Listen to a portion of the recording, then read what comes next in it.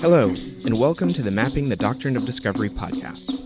The producers of this podcast would like to acknowledge with respect the Onondaga Nation, firekeepers of the Haudenosaunee, the Indigenous peoples on whose ancestral lands Syracuse University now stands. And now, introducing your hosts, Philip Arnold and Sandra Bigtree. Can you tell us about, you've told me the story before, but I'd like our listeners to hear it, how you presented the Doctrine of Discovery. I think it was in Geneva. Yeah. The UN, and there were, the audience there was very interesting. Well, at the time I said, well... This was 2001? 2001. I said, we can't, there's stuff going on here. They're acing us out here, you know, and we have to speak up about this. We've got to bring it out. And we had the information. We had it for years now. You know, it was 92 when I found it. And of course, the work that was being done by South America was way before that. Right. So it wasn't a secret. Right. But it wasn't displayed out either. And it certainly wasn't supported by corporations or countries, because it was their hegemony we were talking about. Mm-hmm. You know, they're not going to get behind that. They're not going to be talking about that. And so when we made that presentation, that was a compilation of all of that. And then I said, well, we got to speak up. And we came in conflict with our own lawyer at the time. He was taking a modified position, and I said, "You can't do that." I said, "We have to understand the whole principle. You can't modify a principle. It just, you know, if you try to modify a principle, you don't have a principle. Mm-hmm. Period. Yeah. There's no discussion. You either do or you don't."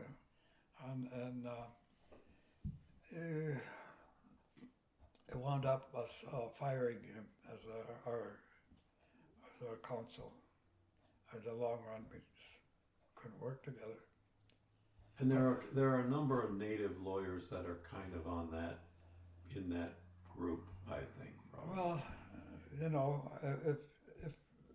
if the issue I think that I saw was that if your foundational self is predicated on your beliefs, then those people who believe in Christianity, those lawyers, Indian lawyers and so forth, that's a leader. Mm-hmm. That's contrary. Mm-hmm. So the traditional people are few and far between. Right. But they're out there, mm-hmm. always have been, but their voice has been always suppressed. Mm-hmm. And we are that voice. And Onondaga Nation is total the other way. We're probably the last group, along with the Tonawanda Senecas, Tuscarora Nation, and now the battle is taking place with the Cayugas, trying to take over the traditional chiefs. Right now, been going on for 30 years, coming to a head now. But that's the hegemony of the federal government, U.S. government. Right. So things have changed. We now have a Native person that's in charge of the interior. Yeah. Mm-hmm. And that's like being in charge of your jailer. Right. You know, the interior has been just trying to get rid of us all these years. And the whole process has been to diminish the Native voice. Mm-hmm. I couldn't do it militarily. Mm-hmm. So I've been doing it piece by piece. Yeah. We're very persistent. But here we are now. We're at odds with the politics of humanity and the reality of nature. Mm-hmm. We've affected the earth human beings have affected the earth to the point now where we're facing really point of no return. And it's very close. Mm-hmm. I keep hearing from the powers that be, well, by the 2050 we really have to do something. I said, in the next 10 years you have to do something. If you don't do something within the next 10 years, you sentence your own children to point of no return. Do you think that the connections are being made between the genocide of indigenous peoples, the doctrine of discovery essentially, and environmental destruction? Do you think people are connecting those dots, which you have been talking about for, forever? Long time, 60 years. Well, they're finally looking at it. They haven't made any real adjustment to it, and they're running out of time.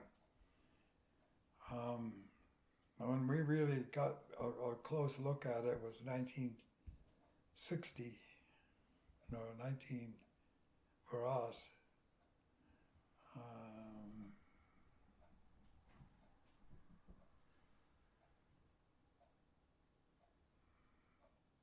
Trying to remember when we got that visit. Our traditional circle of elders had a visit from one of the native people of Greenland. Came to our meeting and said to us, "I have a very urgent message." And we said, "Well, we'll give you time to rest and get rested," because he showed up at our meeting. We were held in northern Michigan at the time. I think on the Chippewa Nation. I'm not certain at the details now, but it was up in that area, and it was hot. The meeting was in the middle of the summer, and here comes a man.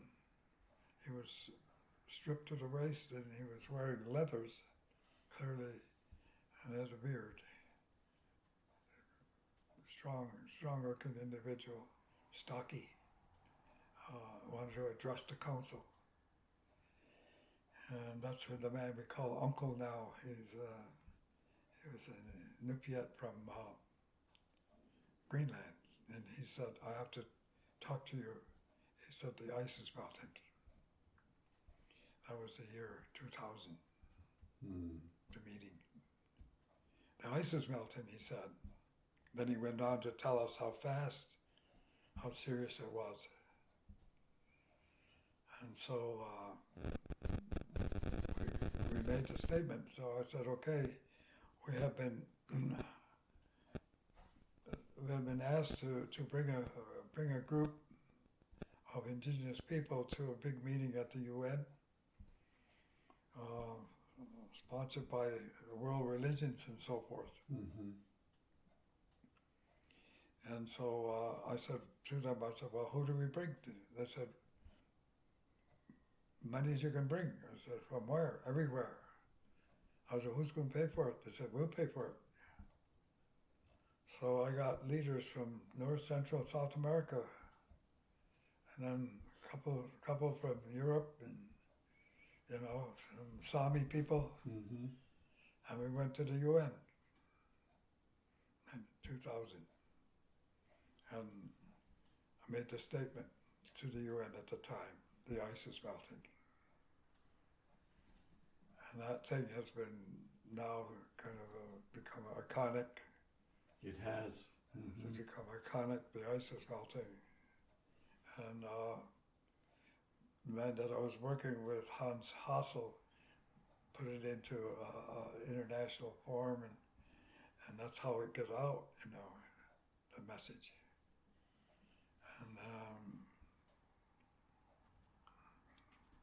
And 2000, here we are, 22, headed for 23, almost 23 years later, and the ice has melted. There's no more snow on the Kilimanjaro. It's gone. There's no more snow on the Himalayas. The snow is going from all the mountains around the world, and the ocean is warming up, and the Gulf Stream is slowing down, and we're headed for serious disaster because we've affected our own climate. We've affected what was working very well 60 years ago. We've changed that. And within the 70 years, from 1950 to this time, we've added 8 billion people to the world. All of this is coming to a head now. Mm-hmm. And what's going on? You got a war to Ukraine. Yeah. You got a fool like Putin, Mm-hmm. who is an empire-minded throwback to the ideas of empire, trying to reestablish a process that's long gone. And I think causing dismay around the world, I think even including China, I don't believe that they agree with what he's doing. Mm-hmm. I mean, I think that they were making their own way. Their hegemony was with money and so forth. They were doing very well. They didn't need to have a war. But this guy, has a throwback to empire and caused all this problem. But maybe in the long run, if you step back, it needed that kind of a jolt to get people to wake up to the seriousness of the situation today. Maybe. Maybe it needed that big a jolt to shake people out of their, their bubble. Yep. So famously, you marched in New York City. Was it 2019? And you delivered another message to the UN, correct? yeah, and I was working with the young Leonardo. Leonardo DiCaprio, who is seriously has been working hard on the hard issues, and he's focused his work basically on the issue of oceans and water. Yeah. And of course, that's where foundationally there's two things that you need. You need water. Mm. You got to have water. If you don't have water, you're done. Period. And then you got to have some kind of a relationship with these powers of the universe itself that's positive. Mm. A positive relationship, not a negative one, which is just what the kind the world has right now. We have a very negative relationship with the powers of the universe. We're going against our own welfare, basically. Mm-hmm. I was driven by greed. And I think that the proposition that was presented to us in 1775 at a very important meeting that very few people know about. And it's in history. It's there, but it's not put out. It was when the colonies were deciding to make a stand against their father. They said the king. And so they asked the Six Nations for a meeting because they knew that if the Six Nations took a side in this coming battle, whatever side they took was going to win. But they both knew that. The king knew that, and the colonists knew that. So prior to this big fight they were going to have, they had to talk to us. So they asked for a meeting in 1775. And we had this treaty set up to discuss the issue. And they wanted to present to us the situation that they were facing, and they wanted to ask us for a neutral position. Can you not get involved in this fight? Can you stand to the side? And interesting enough, earlier that year, that very same year, the English Crown had met with our leaders with the same request. We were going to have a fight, and our leader says, yeah, we've been watching it. We know it's coming. We're watching the whole thing. We're going to have a fight, but can you stand to the side? So both the Crown and the colonies asked us, because they knew that if the Confederacy took a side, that side was going to win. And they also knew that within our own Confederacy of 6 nations, we had people heavily in favor of the king, and we had people heavily in favor of the colonies. They knew that. And of course, the council itself understood that. So the idea of that discussion of neutrality was something that was very practical for us. And we agreed, that's a good idea.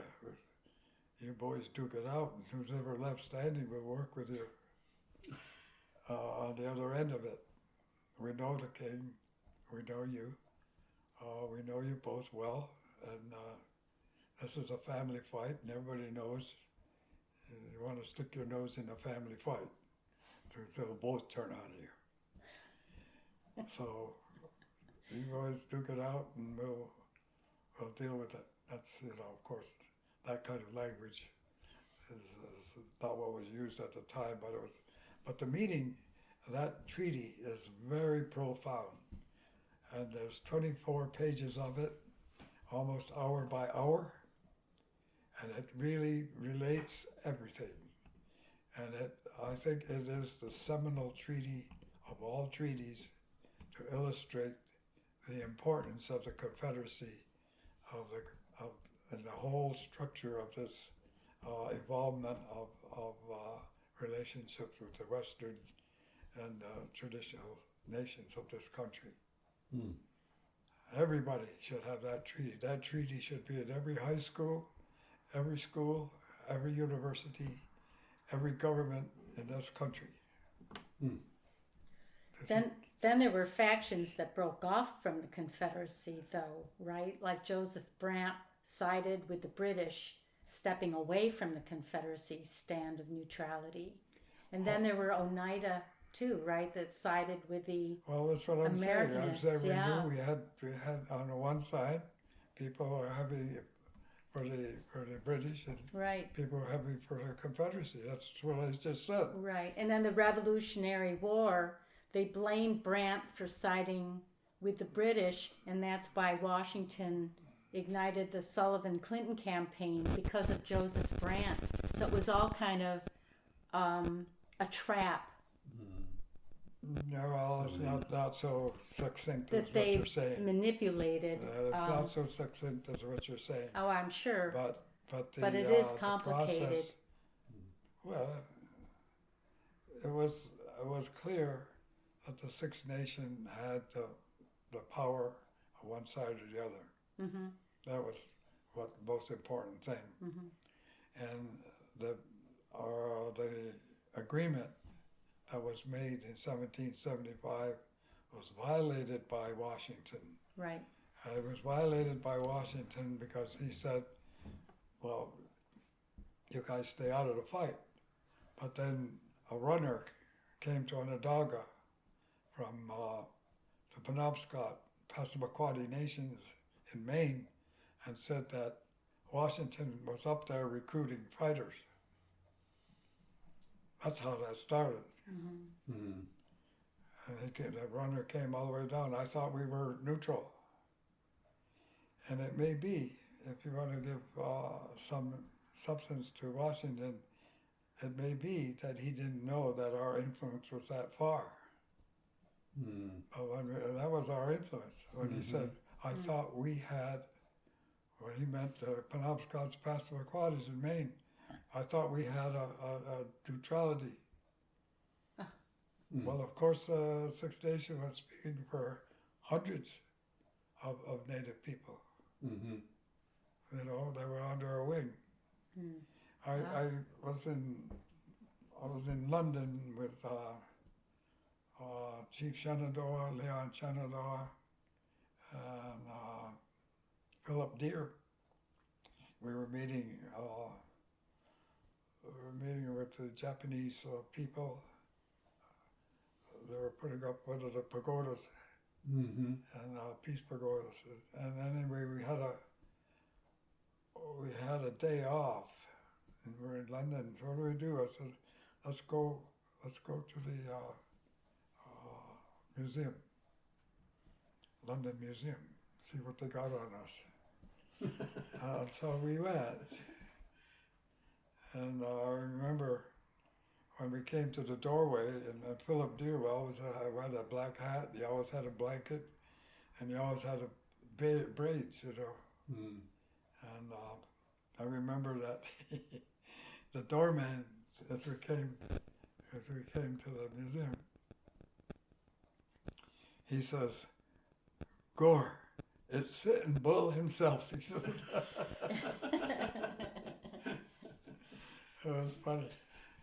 And so we went in, and I said, "Well, where do we go?" I said, "Let's go to the maps.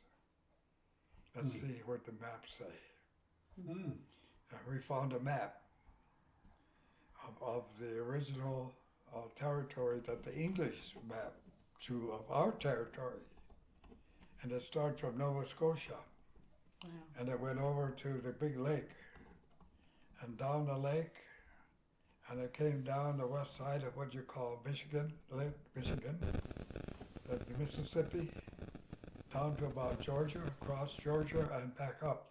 And it was saying, Haudenosaunee, with our proper name, Haudenosaunee, Yeah. territory. And of course, that wasn't our territory, you know, but what they were noting was our influence. Mm-hmm. Yeah. So the best way that I would say to see that would be like if our influence was like a red dye, then the dye would be very strong around the Great Lakes and where we are, and as it went out, fade to zero. Mm-hmm. That would be the best way to look at it. Mm-hmm. And that would encompass all those territories. Right. Mm-hmm. Because we did have under our wing almost 85 nations Wow. that we were speaking for, and that they said at their request that we speak on their behalf. Mm-hmm. And it would cover that kind of a territory.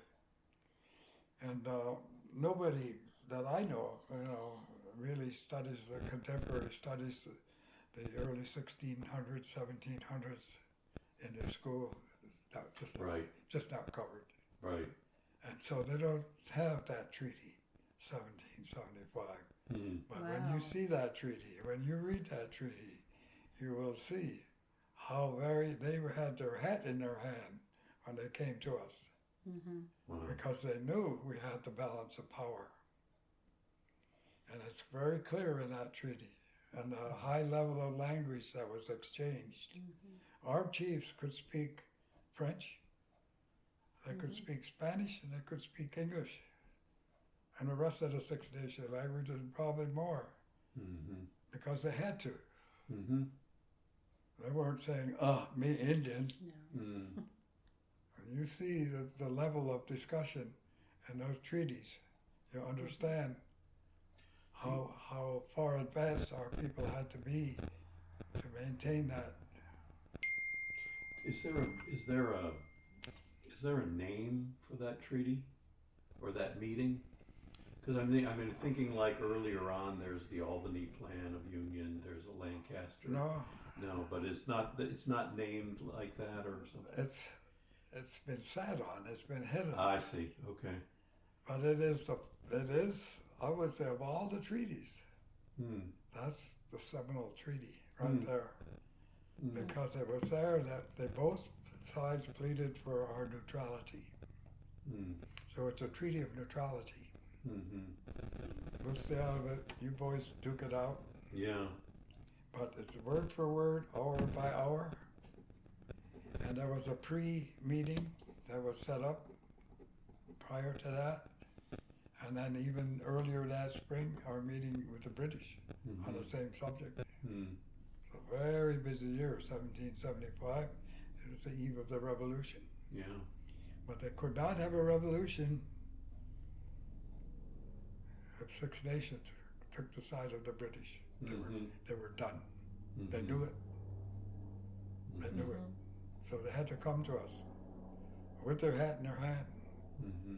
And they had to tell us, and they did. When you read that treaty, you'll see how they spent hours and hours explaining to us how badly they were being treated. And then they said in that treaty, they said in 1744, you advised us to make a union like yours. We are now taking your advice. That is no casual, maybe the Iroquois had an influence with them. There was no this was very specific. We are now taking your advice. We're going to make a union like yours. And they used all of our similes to put fire, everything. Arrows. Everything. It's all in that treaty. That should be in every high school, every university, and certainly in every senator and every congressman should be on his desk. You wouldn't be no USA today if we didn't agree there. Period. Wow. No discussion.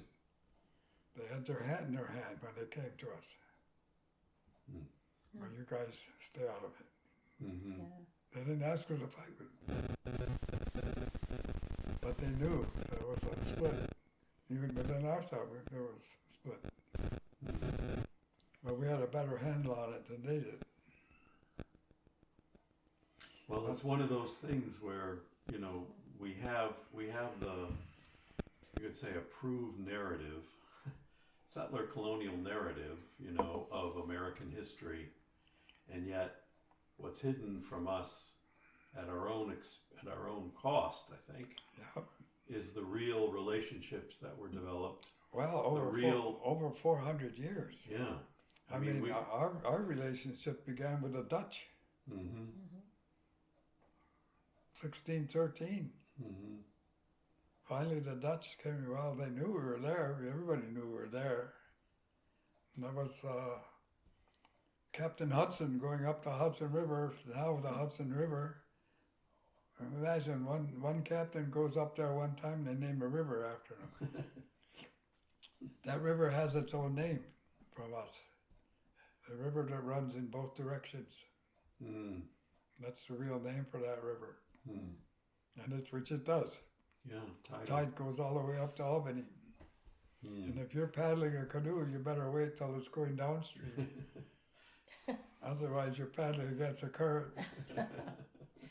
So anyway, all of that has to become part of the American history and public discussion. Yeah. They have to understand how important the Six Nations was to everything, I mean, you know, we had this union that was so strong, that was recognized by Indian nations, was recognized. These confederacies weren't just here. I mean, the Sioux Nation, or they call the Lakota, Dakota.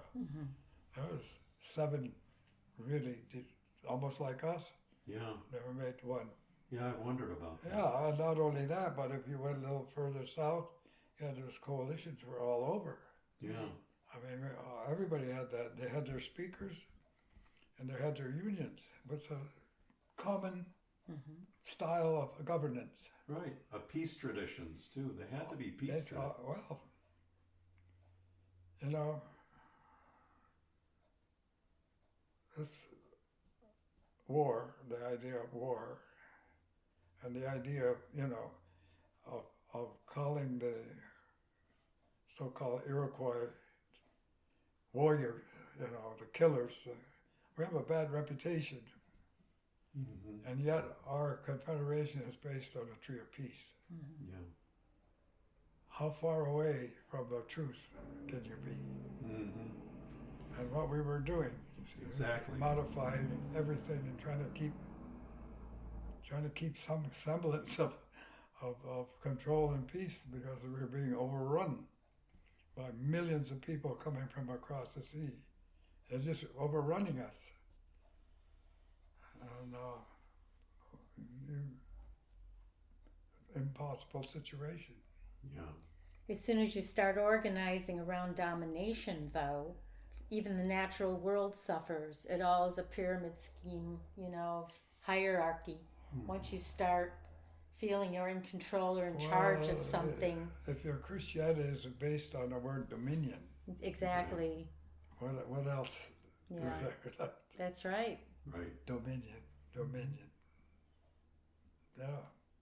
And that's, Steve Newcomb just spent his whole life on that. Yeah. Yes. Which is That's right.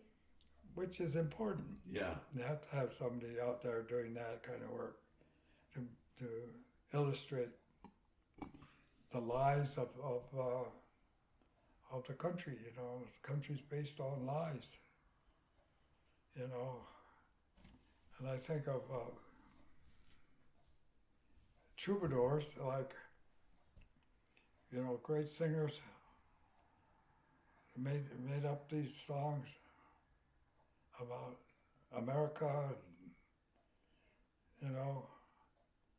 with no knowledge of the reality and the genocide, the first genocide, real world genocide that took place, where we figure the level is up around 16, 17 million people now. They're beginning to acknowledge. And when I was studying in school, I remember being told, there was about 1 million people here. Yeah. That's what they said, about 1 million people. Oh my gosh. Oh, sure. In the whole, Really? in the whole country. Yeah. There was 1 million people in Long Island. Yeah. I mean, but where'd they go? Right. What happened? Where'd they go? 16 million people. That was their first real genocide. And, if you really get into the history of the Spanish and the slaughter that they did, hunted our people down with dogs, fed the dogs human meat so they would hunt us down. I mean, those dogs were formidable. Yeah. Formidable. Relentless. Right. Dogs of war. Yeah, and you can't hide from them. They sniff you right out, especially if they're hungry. Mm. That has to be talked about. Yeah. That has to be exposed. That's a Christian church. It has to be acknowledged. That came under the Christian doctrine. Mm-hmm. So that's what, what we say, the Christian doctrine of discovery. Because it was Christianity. Definitely. The Muslims weren't here. Right. Can't blame it on the Muslim. It wasn't No. the Buddhists. The Buddhists were Or the Hindu. Right. Christian. Yeah. Christianity. Well, they got their own history. They've got a Took their leader and killed him. right. Hung him up on a cross. Jesus. And then blame the Jews. Jeez. Then blame the Jews. Right. Yeah. He was Jewish. Mm. Yeah. But now we have 8 billion people in the world. Not enough water. Not enough land. And certainly no equity. What they said they were going to do in 1775, make a union like ours, that would mean share. Our union was built on sharing. Everybody share. One bowl, one spoon.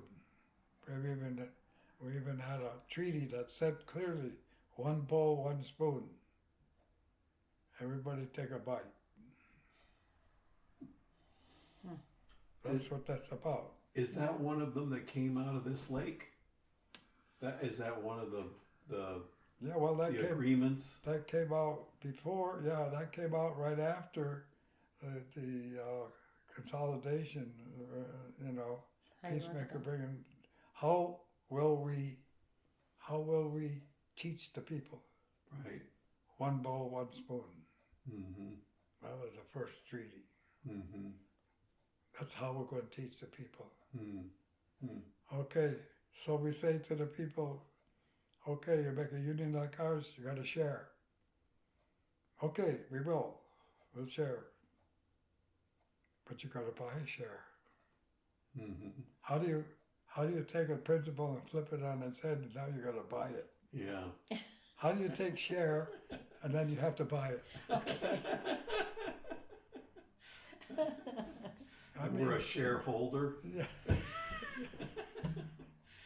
I mean, it is so... Well, that's what colonialism does. It takes something precious and then manipulates it so they can Flips it. control Well, you. it's all about money. Mm-hmm. Yep. And money isn't going to be it. It's an illusion. Well, certainly is now because there's nothing backing it up. Yeah. Well, and look what happened to, what is it, the Bitcoin and all that, right? Yeah, that's that took off like a rocket because people, Fantasy I game. make our own money. That's yeah. It's that in a short form. It's a shorthand of what was going on in a long hand. Mm-hmm. But it also illustrates, and one of my friends in Sweden who works on this issue all the time, and is probably one of the probably most advanced thinker in this issue of what's happening today in terms of commerce. He's predicting a complete failure, financial disaster, financial collapse within the next 4 years. Mm. Because there's nothing backing up the money. Mm-hmm. You just want more money, you just print it. Right. Yeah. I mean, what happened to the gold standard? Right. Well, even that, who decided gold was Yeah. the standard, right? Well, that was the standard for discovery. That Yeah. was what came over on the Nina, the Pinta, and the Santa Maria. Yeah. Gold. Yeah. That's what it's all about. That's all they want to do. Oh, we're going to... First thing they said, gold. Mm. Commerce, money. Mm-hmm. Drive them crazy. Mm-hmm. I mean, they had really ransacked Africa already. Yeah. They had already ransacked Africa. They were selling the people. That was their commerce. Mm-hmm. And England has a lot to answer for in that direction. Indeed. They're foundational to slavery and everything else. Right. Yeah. Spain and Portugal, The 1493 Papal Bull was written about 6 weeks after the monarchs received Columbus's letter that he indeed found gold in the Americas. Yeah. That quick a turnaround. That's when the 1493 Papal Bull was written. Yeah. Well, Gold. it was just flat out hegemony. Mm-hmm. Oh, another section. Here, I'm the Pope, and Christianity was in charge of countries. Mm-hmm. I mean, kings and queens paid fealty to the church. Mm-hmm. It was amazing, and that's where England crown revolted. And the king said, well, I'm good as anybody down there, so let's have my Bible. Right, right. So he made a Bible. Right. Right. Come on. Come on. I mean,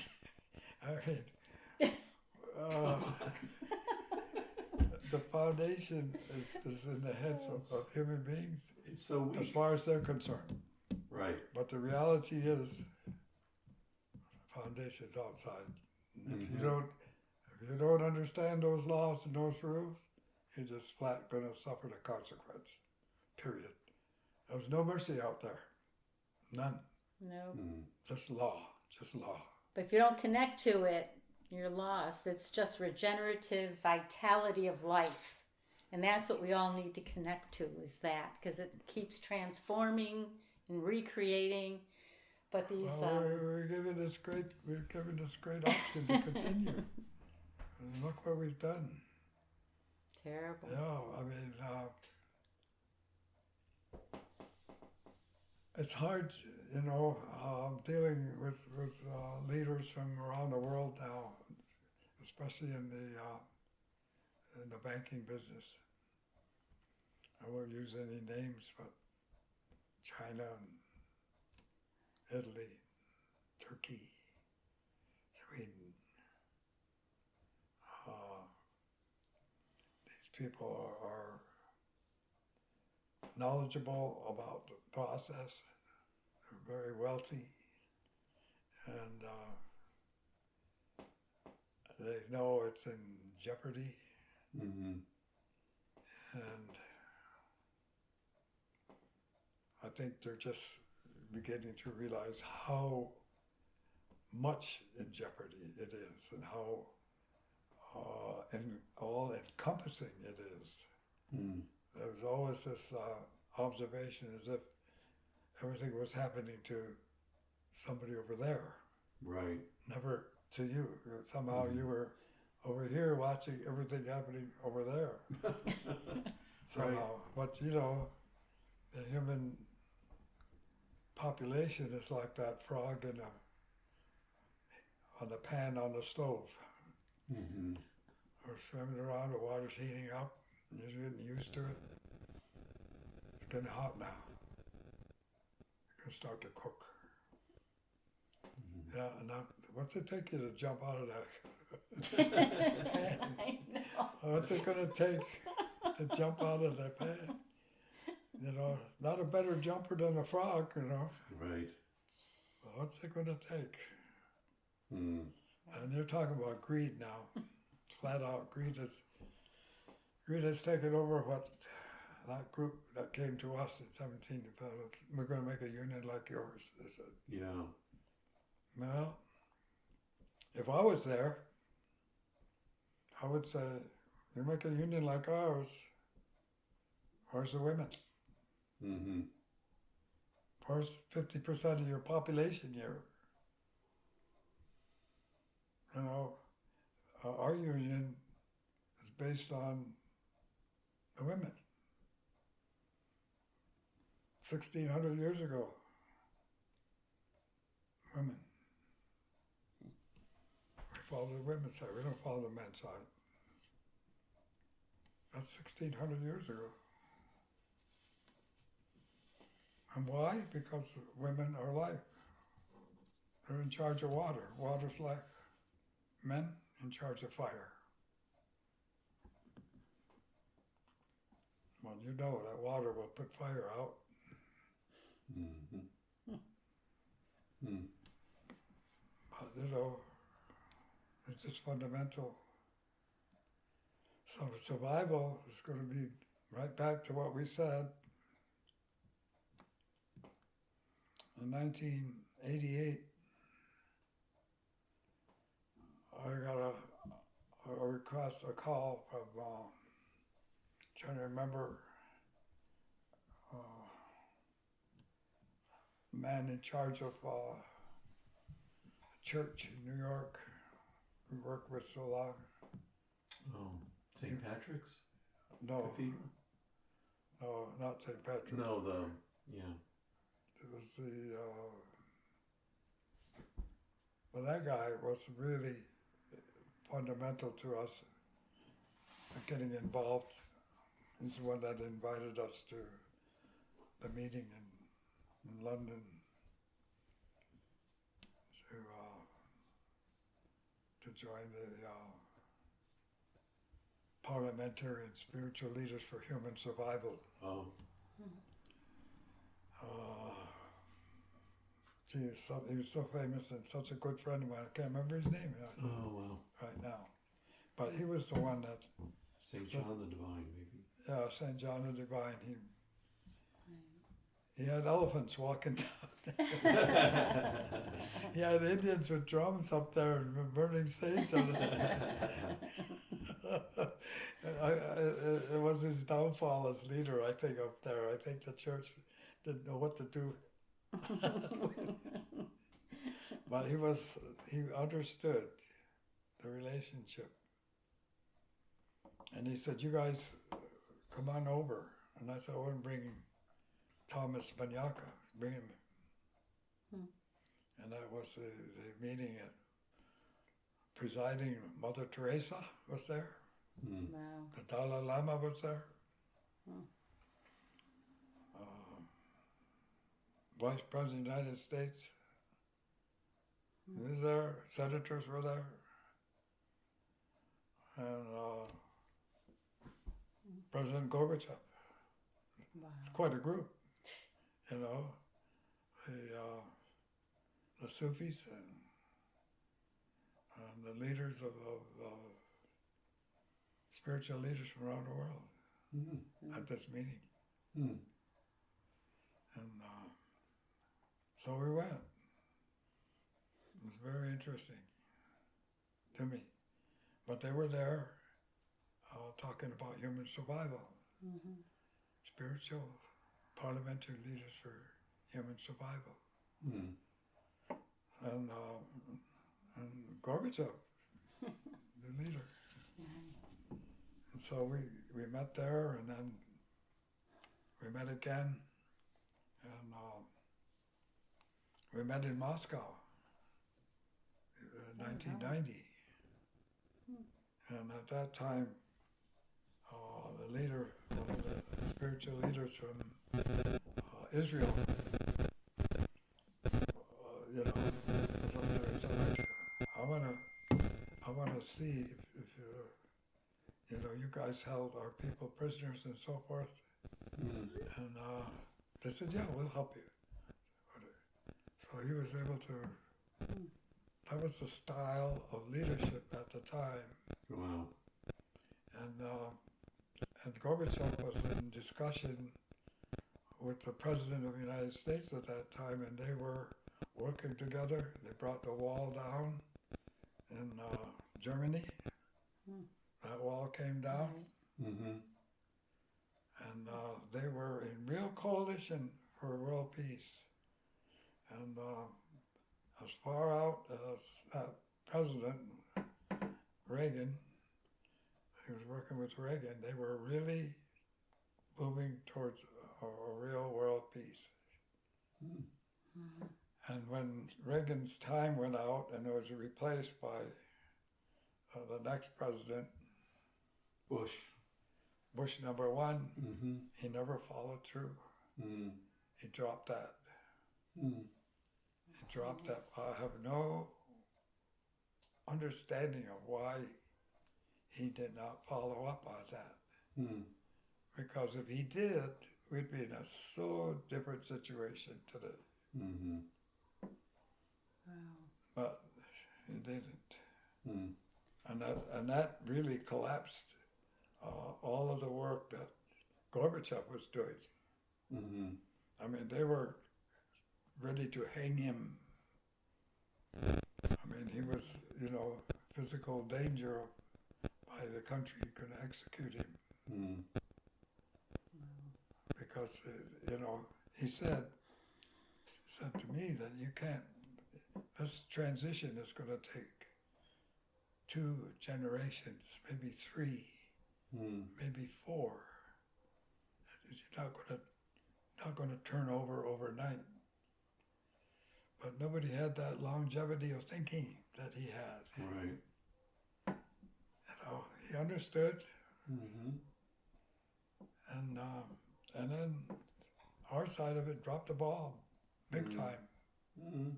Why? I have no idea why. And then we were meeting in Japan in 91, Circle of Elders. And at that time, I said to Akio Matsumura, who was the executive director, knew people around the world. I said, Akio, how long are we going to have a meeting without a conclusion? We need a conclusion. He said, yeah, I think so. Why don't we put it to the group? And the group, a very formidable group, was meeting 200-300 people there. I don't know how many. Wow. World leaders, all of them. Wow. Coalition. Put the question to them, can we get a conclusion? Okay. 3 days later, they had a conclusion. Out of all those meetings, of 4 words. 4 words. Value change for survival. If we don't change our values, we're not going to survive. Period. Right. There it is. How much clearer can you be? Mm-hmm. Value change for survival. Yeah. And we put that out. The next meeting, big meeting, was down in Brazil. And we were there. Hmm. And that was a whole discussion. It was a great meeting. It was a great meeting. That had started in Sweden in 72. Wow. And then that meeting in Sweden in 72, Audrey Shenandoah was there. Mm. Our people were there Mm-hmm. on that issue. And that died. Mm. I got killed. The last meeting that we had, that I went to, was in South Africa. And it was a battle just to get our voice on the issue. Mm. And if it wasn't for 1 or 2 guys just hanging, because everybody, those meetings are expensive. Yeah. And if you're there for 2-3 weeks, Oh my gosh. that's a lot of money, and we never had money. And then on top of that, we lost our leader died at that time for the clan, Turtle Clan. That was Paul Waterman. Yeah. So I had to leave there, and I had to come back. I had to leave Yeah. that meeting Mm. and go back for the funeral. And that left Robbie Romero. Robbie Romero was one of the few people that hung in there to keep the Indian voice, the native voice Mm. on that issue. Mm. Because this was the meeting after the one in 92. Mm. In Brazil. This was 10 years later. Mm. Oh, 10 years. Yeah. And so the tenor had changed now, and corporations and countries were reacting to this whole idea of democracy. Yeah. So we were involved in a lot of this. Wow. We were right there. Yeah. I was there. It's just remarkable just sitting here listening to you and hearing about this history and how ahead of the curve. How right around 92, 91, 92, there was this energy around, Huge. an optimistic kind of energy that we hope that can happen again. We hope that can be generated again. We're up to the brink now, and You gotta something has do. to change. You gotta do better than hope. Yeah. You gotta do better than hope. You gotta do it. I mean, it's not as if Mm-hmm. it's Yeah. an option. Yeah. If you want to survive, then Yeah. you better get to work. Yeah. Good. And you better. I think Biden, present president, is open to a lot of stuff now Mm. because there's this battle here in this country. Yeah. If the Democrats lose, the country's gone. Yeah. period. Studies. Yeah. I don't know. Well, when I brought the issue at the meeting in Geneva, the Holy See was sitting down. I was up on a higher level of the room, huge room we were meeting in, and the Holy See, there was about 8 or maybe 9 members sitting in a row, and they were all in their black uniforms. And when I got up and I spoke about the Doctrine of Discovery and about their participation in this whole thing, they turned around almost on a pivot, all at once, all the same, to see who was speaking. And they turned around and they looked, and I stood there and I pointed my finger at them. I said, "Yes, you. Trouble." Gave me a great opportunity to point them out, because they have standing at the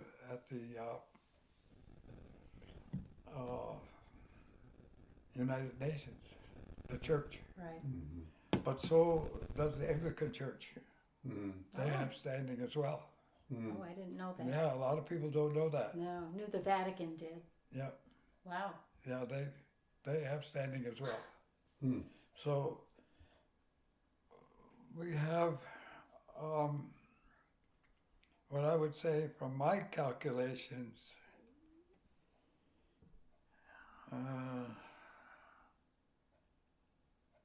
12, I always come up to 2034 for point of no return. If we don't change our direction fundamentally, Mm-hmm. I'm talking about the whole world, change our direction and begin to work for the common good and 7 generations instead of your own self. And the issue is not gold, the issue is survival of the species. Mm-hmm. If we don't approach that, if we don't deal with that, and we don't accomplish that change, then there's no hope for the human species. Mm-hmm. It's going to go down hard. How long it will take and what it's going to look like, we have some prophecies,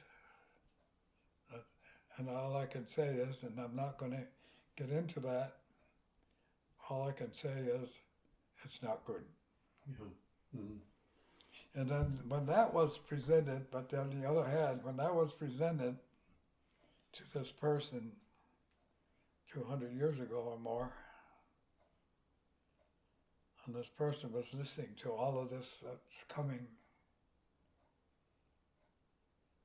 he said, well,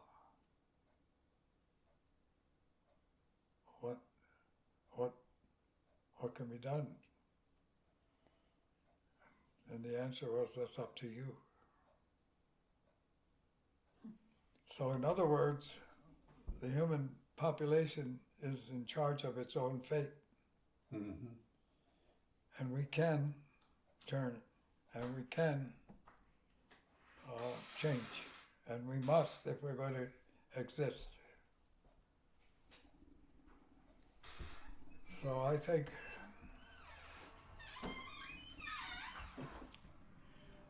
think all of this has to have some kind of consolidation and has to have coordination, and it's the positive force against the negative force, basically. Mm. It's as simple as that.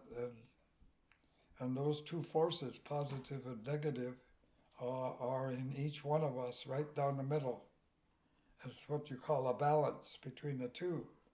And if you're too negative, way over here, you know, you're just going to be bad news all day.